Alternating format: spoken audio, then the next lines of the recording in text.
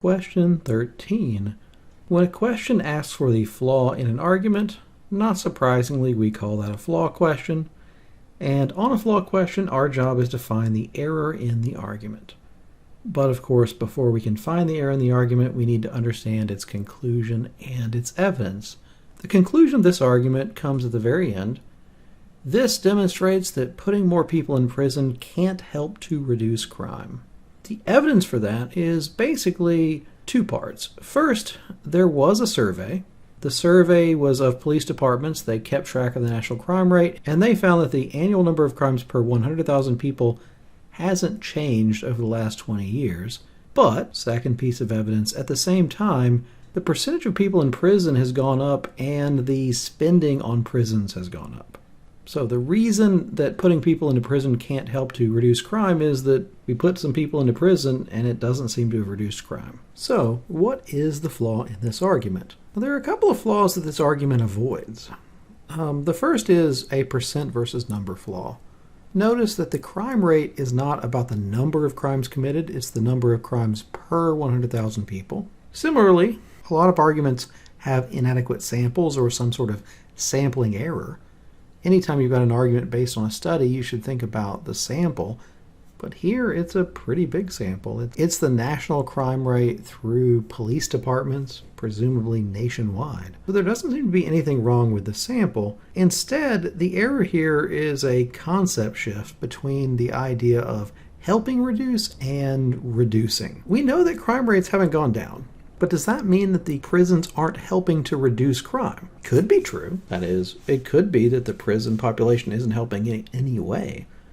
But it could also be true that the prisons are helping keep the crime rate at the current rate. That without those prisons, the crime rate would be going way, way up more quickly.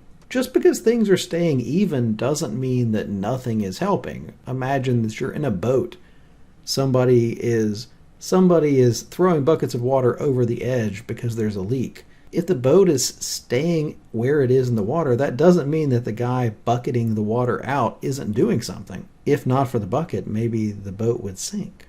So let's see what we've got in the answer choices. The first answer choice is meant to hint at the percent versus number flaw that the original argument avoided.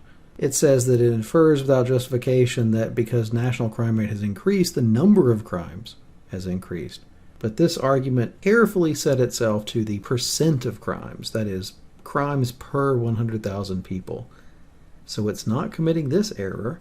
Answer choice B, well, this is what we were looking for.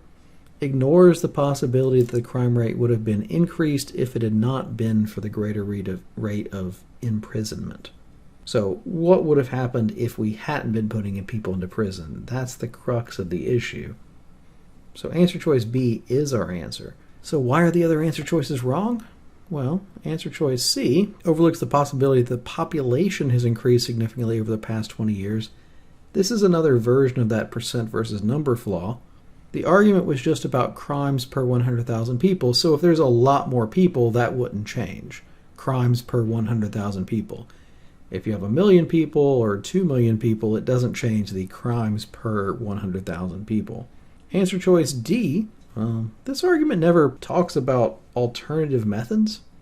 It's just saying that prisons aren't working. So whether other methods would work is outside the scope of this argument. And then answer choice E takes for granted the number of prisoners must be proportional to the number of crimes committed. Once again, we could say this argument narrowly avoids a percent versus number issue by pegging this to the crime rate, not to the number of crimes. Also, it doesn't assume anything about where the numbers ought to be, whether they ought to be proportional or not. So answer choice E is not something that's wrong with this argument. The answer is answer choice B.